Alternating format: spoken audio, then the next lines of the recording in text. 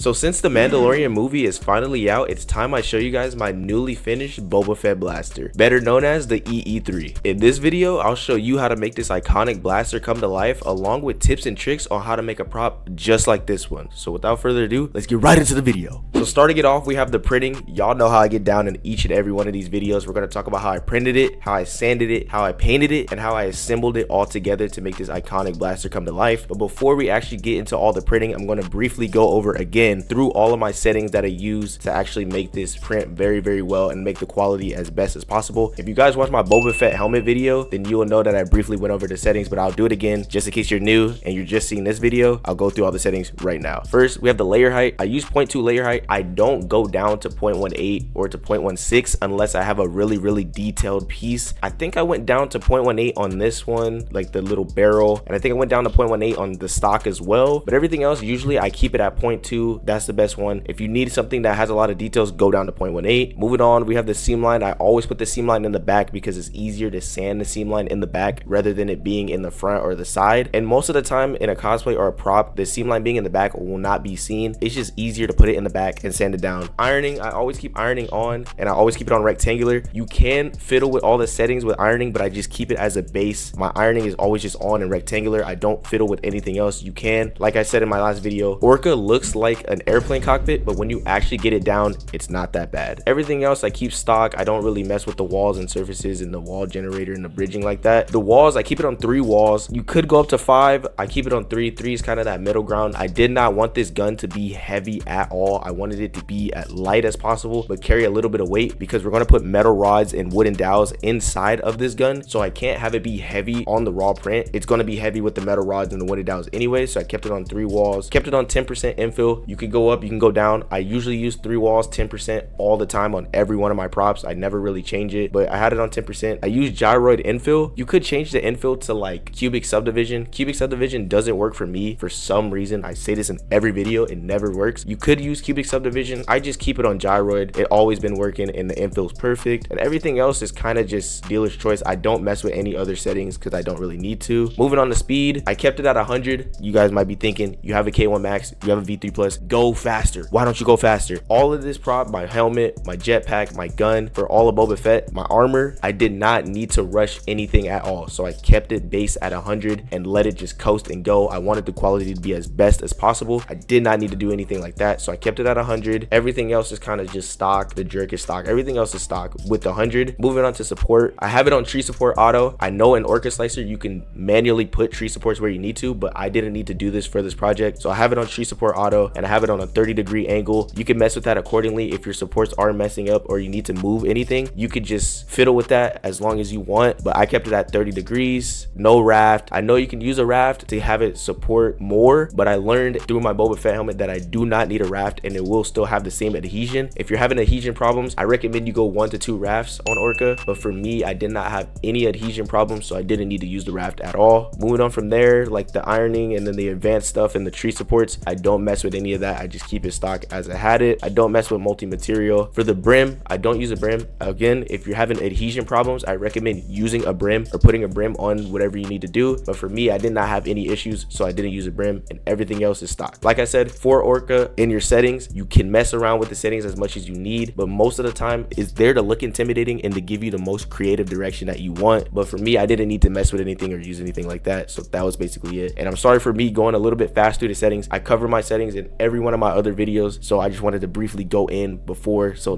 people are not confused. A lot of people ask me what's the best settings that you use for each and every one of your projects and what settings should I be using to get the best optimal results. So in every one of my videos, I'm just going to briefly quickly go through all the settings so you guys can get an idea of what I'm using throughout the entire project. So now moving on from the settings, we have the actual barrel of the blaster. Everything in this project was printed standing up. Always print standing up because you maximize your quality while gaining a little bit of the strength. You won't have as much strength as if you were to lay a print flat, but you can still gain a little bit of strength with the walls and your wall line count. So always print standing up, gain that max quality, and you retain a tiny bit of the strength. So I love printing standing up. This took 12 hours, I believe. Yeah, it took 12 hours. Not too bad. Printed standing up, nothing crazy. Had the tree supports go up. This only took long because the print or my printer was moving slower because I had it going on 100. Nothing too crazy here, no problem. It just went straight up on itself. I have some B-roll, so I'll throw it up on the screen here as I'm talking. That's basically it. It just went up, went up, went up. There was a tree support, if you guys can see here, that was lodged inside of the actual barrel that I had to pull out, and it took me a minute to pull it out. That was the only like bad part about printing this standing up, but other than that, it wasn't crazy at all, and it took 11 hours. And like I said, I had a lot of time. I threw it on, was gaming, doing whatever I was doing, and it was done. Simple as that. Moving on to the little middle connector piece of the blaster, it sits right below the barrel I just showed you guys. This only took 3.5 hours. Nothing crazy here. I printed it standing up. The only reason why it had tree supports going all around is because it has this giant overhang, as you guys can see, but other than that, nothing too crazy. Seam lines in the back. It didn't take long at all. Printed it out. I don't know which printer this was on. If I have B-roll, most likely it was the K1 Max. If I don't, it was the V3 Plus. They both did their jobs beautifully, and nothing crazy here at all. Just didn't take a lot of filament, didn't take a lot of time, and it was a very simple prop to print out. Now moving on to the piece after that piece where the trigger sits, this was printed multiple times because I printed it the back way. The only reason why I printed it the back way is because I thought it was a better way to print it out, but it scarred the entire back of it. If I had it, I would show you guys, but I don't actually have it anymore. I threw it away because it was so bad. It scarred the entire back of it, so I just printed it out this way, so where the connector piece is the one that's going to scar, but you won't see it because it's going to be connected inside the other piece. And this was again printed standing up. Tree supports were all around where it needed to be. There is no raft, as you guys can tell right there. There's no raft on any one of these projects or these prints. You don't need a raft. My adhesion on both my K1 Max and V3 Plus were amazing, so I didn't need a raft at all. That was it. Only took 6 hours. Didn't take long at all for a piece this big. If I were to use 5 walls, it would have taken way longer because there's more walls, but the 3 walls, printing it standing up and doing everything I needed to do, got it out quick. And again, seam lines in the back, and you can't even tell. Now moving on to the stock, this was printed again standing up. As you guys can see here, this is where the wooden dowels and the metal rods will sit going through the entire gun. Nothing too crazy here. Again, printed it standing up. These are not the rafts. These are little supports at the bottom because I had to put supports at the bottom to hold it up to get it to actually go all the way up. Supports go there, supports go in the back, and nothing too crazy here. Seam lines in the back again, and look how easy it is to sand the seam line being in the back because it's so smooth, but this whole entire thing is smooth, so the seam line being anywhere doesn't really matter. Other than that, took 9 hours, didn't take a lot of filament, and it went straight up on itself. This was very tall, so I think this was on my K1 Max. I'm not 100% sure. If you guys see the B-roll again, you're going to see which one it was. I hope this wasn't on the V3 Plus because of the bed moving back and forth and it's so tall and it's wobbling, but I'm pretty sure this was on the K1 Max. I'm not 100% sure, and that was basically it for this. Moving on to the first scope, this was printed standing up. It didn't use any supports at all because it's just a round circular object. This didn't take a lot of time at all. It only took an hour. That was basically it. There's not really much to say about this. This is the other scope as well. Same exact thing. I printed both scopes. Now you could say you could print both scopes on the same printer, but every single time in every single video that I say that I tried to print multiple props on the same bed at the same time, it never works. Never works at all. So I just printed it separately and it did its thing perfectly fine. Again, didn't take long at all. Hour for both. I had a lot of time to work with this, and that was it. Now moving on to the middle of the scope, as you guys can see, there's a lot of supports on this one. Seam lines in the back again. Imagine if the seam line was right here, how hard it would be to sand. Look how easy it is to sand it because it's very, very smooth. Nothing's in the way. I could just sand that seam line right away. This was printed standing up again. Supports at the bottom, supports around here, and then supports going all the way up. Nothing too crazy here again. These are all very, very simple prints. Nothing really detailed about them all. Just the supports hanging on here because these two are overhangs. Supports up here because those two are overhangs as well. If you were to print it laying flat, the quality at the top part, as you guys can see right here, would be way, way worse than printing it like this and having it iron out at the top like there. And that was basically it for this. It only took 3 hours. Didn't take long at all. Moving on. Now moving on to the scope holder. This is the part that holds the scope together for each side, if that makes sense. The first one didn't take a long time at all. It only took 20 minutes. It took 20 minutes for both actually. And then nothing crazy. Printed it standing up. There's not a lot of details here that I can really explain. It's very, very simple to make this all. I got this file from Galactic Armory. Every single one of their models are very, very simplified, but very, very detailed. I don't know how they do that. That's why they're a multi-million-dollar company, I think. Something like that. They're a big company, but very simple. Stand it up, supports at the bottom, and that was it. Same thing for the bottom here for the other scope holder. Same thing. Printed it standing up, seam lines in the back at the bottom. That's basically the same thing. Seam lines very easy because there's nothing in the way again as well, blocking it, so I can easily sand it down, and that's all. Now finally moving it on to a more interesting piece. This is actually the stock, the back stock of the gun. This didn't take long at all. You could have printed it flipped over, but either way it goes, you're gonna have that scarring at the top. The supports went inside because this is obviously an overhang, so you're gonna need supports inside. You're gonna need supports in the back. Seam lines in the back again. I can easily sand that down. And if you guys can see right here, these are little holes of where the metal rods and wooden dowels will go through. So make sure those are very clear because because you don't want those to scar up to give the metal rods or wooden dowels any like resistance to go through, if that makes sense. It only took 3 hours. That was basically it. Nothing too crazy here as well for that. And last but not least, we have the actual plug that goes into the middle of the gun. I'm going to show you guys all of the parts of the gun right after the printing section so you guys get an idea of what I'm talking about. Because right now it just looks like, yo, you're just going through random parts. I don't know what you're saying. I'm gonna show you guys each and every part right after this. And this is the last piece. It only took 13 minutes. It's a little small knob that goes at the top of the barrel, the cherry on top, if you will. And that is basically it for all the printing. Printed standing up, got that overhang there. It just printed all the supports all around there. And that was basically it for all of the printing. Not too crazy at all. Like I said, Galactic Armor made this very, very simple and very, very user-friendly. I highly recommend you go there if you want a Boba Fett blaster like this or any other Star Wars type of thing. They have a lot of Star Wars models on their page, so I highly recommend you go check them out. The printing section was very, very simple. Nothing too crazy there. It was way easier than the helmet and the jetpack, I'll tell you that. So that was basically it for all of the printing for the blaster. So now before we end the printing section, I'm going to show you guys all the parts that I just explained in the printing section so you guys get an idea of what I'm actually talking about so I don't look crazy. Here it is, the gun right there. So as you guys can see, this was the barrel that I told you guys at first. This was the cherry on top right here, the little plug that goes in the middle right there. If you guys can see, you have the 2 scope holders, the simple scope holders. As you guys can see, this was the actual scope that I showed you guys with the overhangs. This was the connector piece right after I showed you guys this right here. It was this little connector piece. This is where the trigger sat. Like I said, I did print it backwards with this part and it scarred this entire back part, but when I printed it like this where it connects in the middle here in that little seam, it didn't make any issues and it connected perfectly. Moving on from there, we have the actual trigger. I forgot to show you guys how I printed the trigger. It was very simple to do that. I'm not going to go over it again. It was very simple to print this small trigger. Just print it standing up. Make sure you don't have any details messing it up. Moving on from there, I have the stock piece that I showed you guys with the metal rod connecting through the back, and this is the very end of the stock. And that was it for this. All of that stuff that I showed you guys put all together, and this is actually the blaster. Again, the metal rods go from here through here, and then there's another metal rod that goes from here all the way through, and then there's a big wooden dowel that goes right in here that goes through. So this thing actually has a lot of weight to it. You're gonna feel it if you hold it. That's why I didn't use 5 walls for this. I used the 3 walls because I know the metal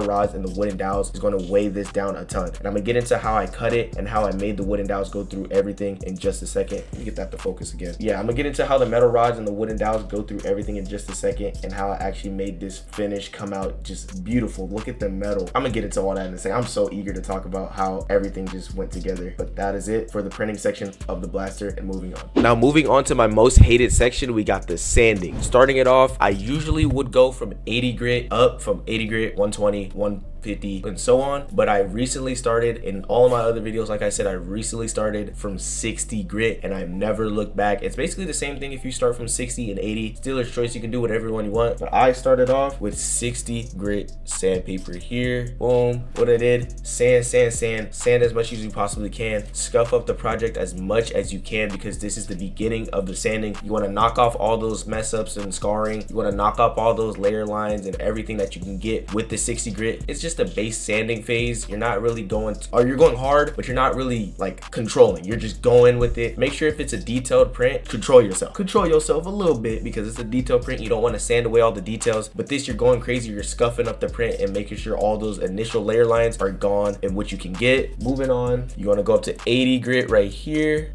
Boom. Now with the 80 grit, you're doing the exact same thing. Sand as much as you possibly can. You want to get those layer lines. You want to get everything scuffed up. You want the print to look something like this right here at the beginning. You want to get as much as you possibly can. You're not going to be able to get everything. That's when Bondo comes in. I'm going to get into that in a second. The Bondo will get all the other stuff, but you want to sand as much as you can and get it scuffed, as scuffed up as possible. Again, if you have details, don't go too crazy. Don't go too crazy now. If you don't really have details, if it's smooth or if you know what you're doing, sand, get those layer lines knocked off, get the scarring knocked off. It's gonna be plastic flying everywhere. Make sure you wear a mask, stay safe, wear a mask, sand as much as you possibly can so you can move on to the 120 grit. With the 80 grit, you got a lot, so the 120, you're kind of just sanding for the love of the game, getting stuff that you missed, getting stuff that you may have passed up on or you didn't really get the first time. The 120 is kind of like the cleanup sand to make sure everything is leveled out and still knocking away those layer lines because this is still a rough grit, not as rough to the point where 60 grit you're gonna knock off everything. everything. So make sure with the 120, clean up sand, get anything you missed, get anything you skipped out on, and you'll be fine with that. Moving on, we have the 150 grit right here. Boom. With this, you're doing the exact same thing. Clean up sanding, get things you missed, get things you might have passed up on. It's still gonna scuff up a lot too, so make sure you sand and get it really in there with the 150 and the 120. These are kind of like the cleanups, or what I like to call the cleanup sandpapers, because you're just cleaning everything up, making sure you got everything, making sure everything is covered in the scratch marks, and making sure everything is sanded down. Now it's time. My legend 240 grit sandpaper.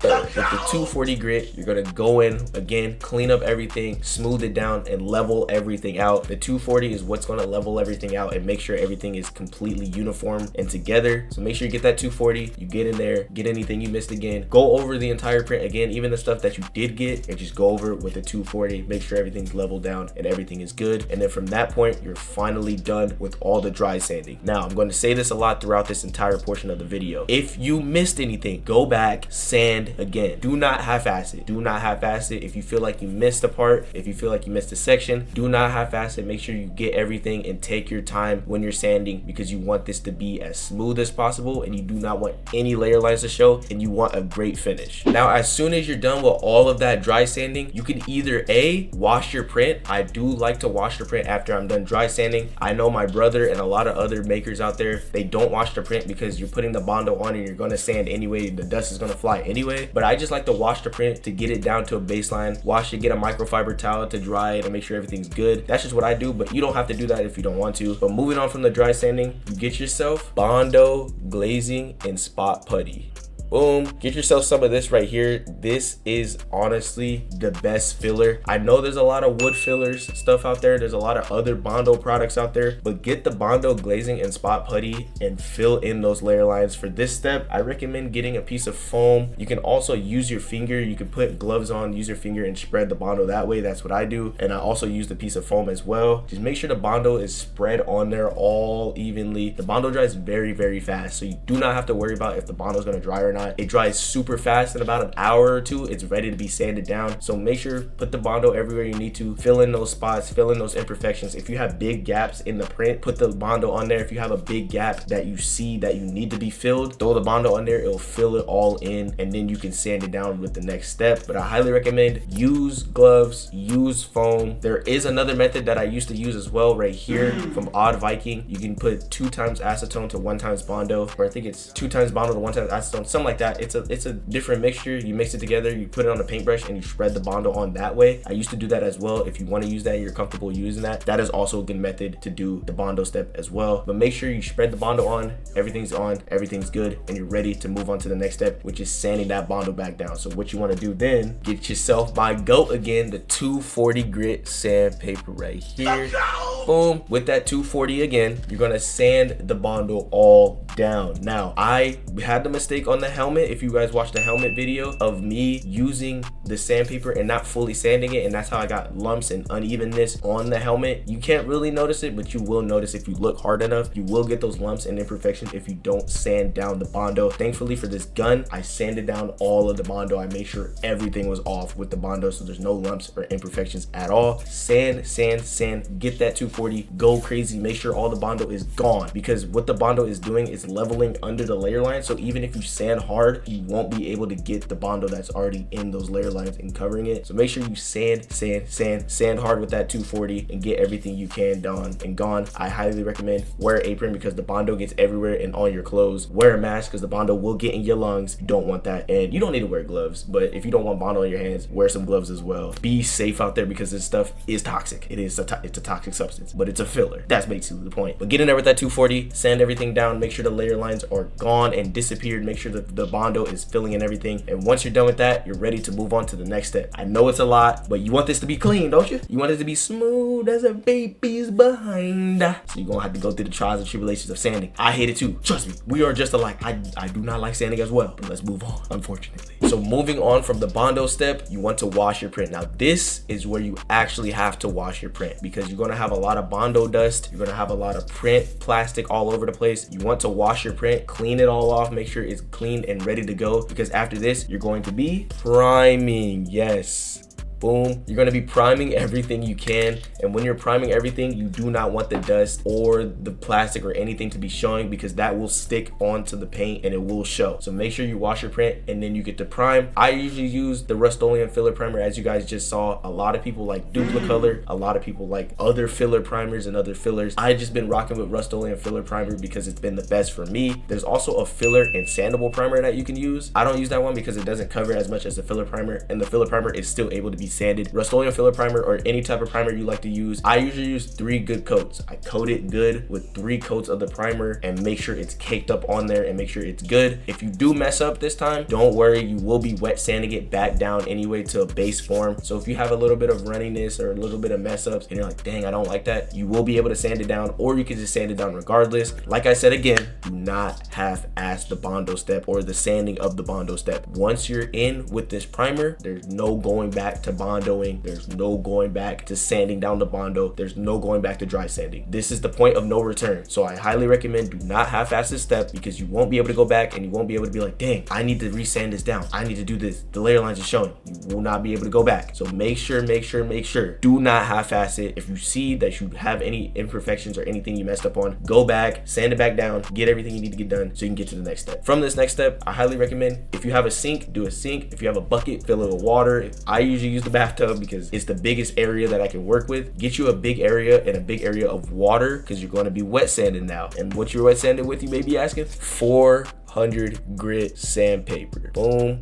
So with this 400 grit, get your water, boom, splash it, sand, boom, splash it, sand, back and forth, back and forth. What the water is doing is making it smooth. So what the sandpaper can do is go in there and smooth it out together. They're working in cahoots. Also, the water is make sure that the sandpaper doesn't get clogged or blocked out, because if you were to just dry sand the primer, it'll clog all the sandpaper and the sandpaper wouldn't be able to work. So what this is doing is making sure it doesn't clog, and you can get in there and sand, water, sand, water, sand. I promise you, your prop is gonna be so smooth with the wet sanding phase. Also, if you have mess ups as well, like I said earlier, this will clean up the mess ups. If you have like runniness, if you have any type of mess ups with the paint, this will smooth it back down. You will shred through the primer, that's good. If you shred through the primer, it's still gonna flatten everything and smooth it all out, because when you paint it, the layer lines will not show. So don't worry if you shred through the primer, and if you start seeing a little bit of Bondo, a little bit of stuff like that, you're fine. You're in a good spot. Just keep sanding it down. Make sure you get it as smooth as possible. Do not sand too hard, because you don't want to shred all the primer off, but make sure to sand good enough that you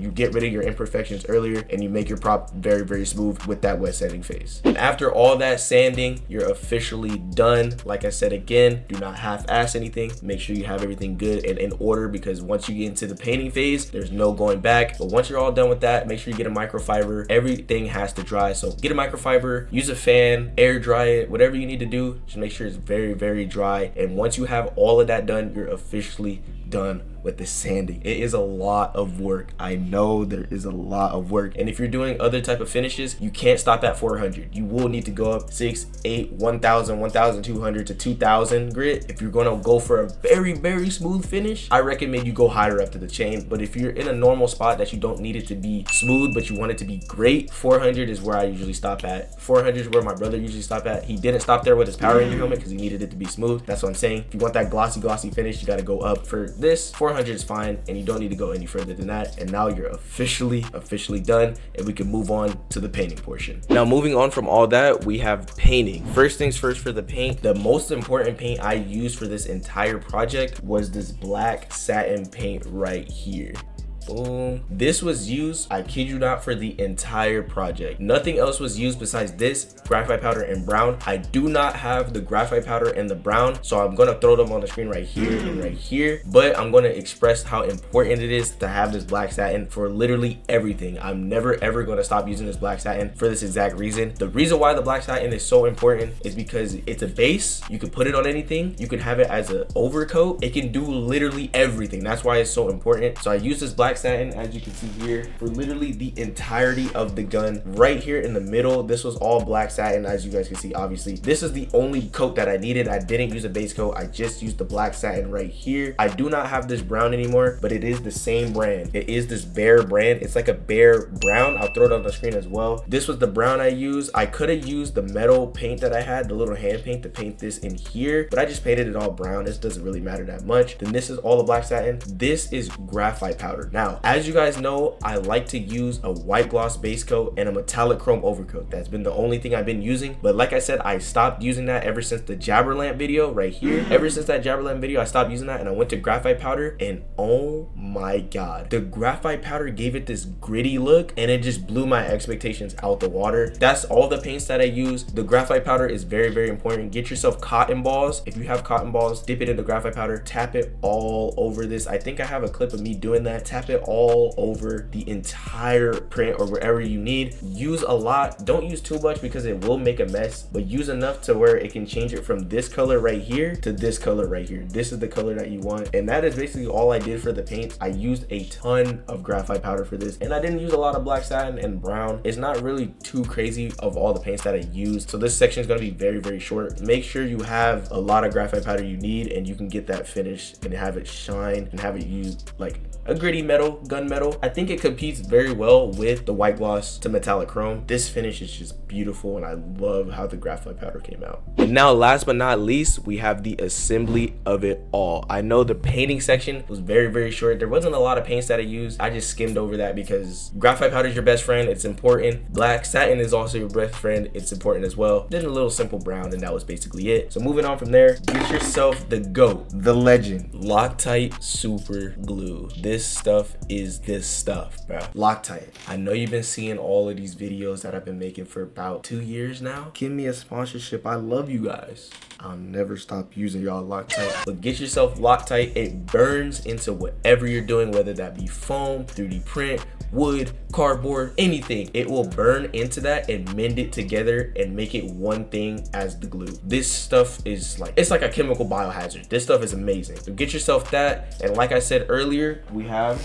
the wooden dowel and the metal rod. This stuff was needed to assemble it all together. If I just used Loctite, it would have broke apart so quickly. So I had this wooden dowel and this metal rod. Shout out to my brother. We worked on this together. He has a saw blade cutter. I'll throw it up on the screen right here. It's like a saw blade that you can use to cut the metal rod. It takes a long time to do it and a lot of manpower and strength. You're gonna be sawing there for a minute. And he also has this other saw blade that he bought off of Amazon to just zzz, and it just drill it right through. And that's what we use for the metal rod and the wooden dowel as well. The wooden dowel obviously is way easier to cut because it's wood rather than metal, so it wasn't that hard. All we did was cut these two out, throw it into the gun. I'm gonna show you guys again where it was actually in the gun. So as you guys can see here, this from here to here is all a metal rod. We cut the metal rod the size we needed. We cut it a little bit smaller so it can fit inside and have no resistance going in. We cut the metal rod where we needed it. We glued in again with the Loctite, glued the metal rods inside so they're never ever moving, they're never ever cutting out. Even if this breaks, it'll only crack. This cannot break apart at all. That is how strong metal rods and wooden dowels are. I never realized how strong metal rods and wooden dowels are in 3D prints until I actually used them and seen how strong they were. This thing, you can throw it around and it'll only crack and break. It won't snap. Nothing will snap and fall apart. So the metal rods go from here to here. Then there's another metal rod that goes from here to here. Or let me do that now. So metal rod here to here. Then the metal rod from where I'm holding to right here. And then the wooden dowel from here on. And then for the wooden dowel, very, very easy to cut the wooden dowel because it's wooden. Make sure you have Loctite as well so you can glue it inside. And with that, I also had, like I said, the print stuck inside. So we had to rip the print out, throw the wooden dowel in, and that was basically it. The wooden dowel was very, again, simple to handle. The metal rod was way harder to handle because it's metal and you're like sawing at it, sawing at it, sawing at it and cutting it. So it was very, very hard to use the metal rod throughout the entire thing. But the wooden dowel was very easy, just here to there, and that was it. So my final thoughts of this entire project: would I make this again? I honestly think this is the most perfect project, but I probably would make it again. Honestly, I don't know the answer to that question if I would make it again or not. This project was literally like everything I wanted. I played a lot of Star Wars Battlefront and Star Wars Battlefront 2. Boba Fett was my main hero that I used to always run. Boba Fett is my favorite character. So it's just like, this gun was just, it was a matter of time before I just made this to have in general. It was for my Boba Fett cosplay. I'll throw up pictures here and here and throughout the whole entire end of this final thought section. This was just meant to be made. It was meant to be made. It was made beautifully. It wouldn't have happened without the help of my brother. I'll throw him up on the screen right here. If it wasn't for him, this wouldn't have been assembled the way it was and as beautifully as it was. So I thank him. Was this hard to make? Yes, it was hard to make because of the wooden dowels mainly. Other than that, the paint job was very easy to do. The assembly and everything else was fairly simple. The only thing about this that was hard was sizing the wooden dowels, cutting the wooden dowels or in the metal rods, cutting them the appropriate appropriate length and putting them in. Other than that, it was very simple to do and a very simple make. I honestly had a lot of fun with this project. It was, I have no like issues. Usually with a project, there's something that I'm like,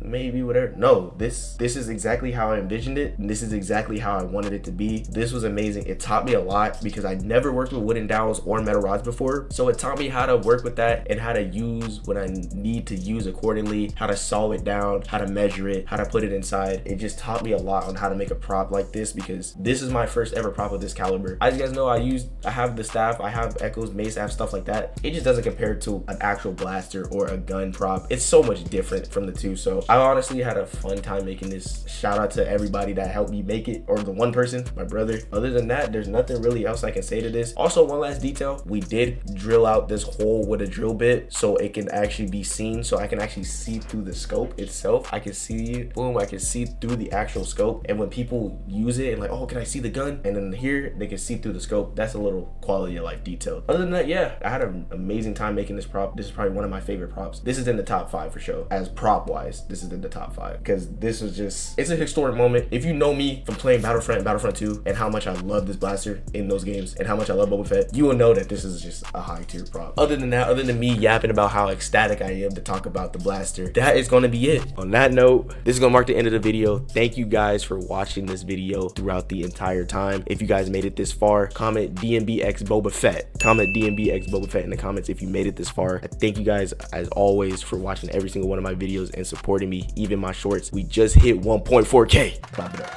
Clap it up. We just hit 1.4K. Without you guys, none of this would have been possible. Like I always say, without you guys, I wouldn't have the motivation to keep going, to keep grinding, and to keep getting these videos out and recording. Thank you guys so much for being along for this ride. Now, this is part 2. Y'all already seen part 1 with the Boba Fett helmet. This is part 2 with the Boba Fett blaster. Part 3 is going to be the jetpack. Part 4 is going to be the armor. And then there's going to be 4 more videos after that explaining how much did I actually pay to make all of these props come to life. So stay tuned. I got a lot for Star Wars and Boba Fett coming soon. Stay along for the ride. Thank you guys so much for all the support. And I'm not going to make this outro any longer. So with that being said, I hope you guys have a great rest of your day, your night, whatever y'all motherfuckers is watching this video. And as always, keep designing, making and building. And I'm going to see y'all in the next video. Peace.